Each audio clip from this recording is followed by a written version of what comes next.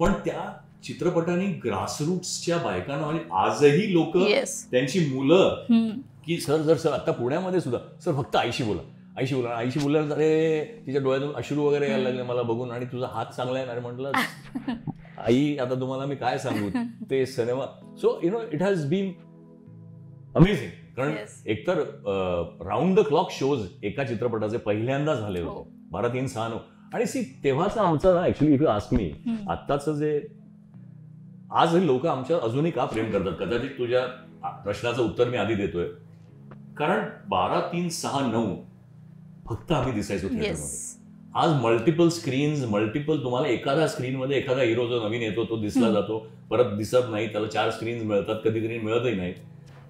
So लोकांच्या मेमरीमध्ये जाऊन बसलेले जे आहेत ना ते तेव्हाचे कलाकार where I am lucky to be a part of that system.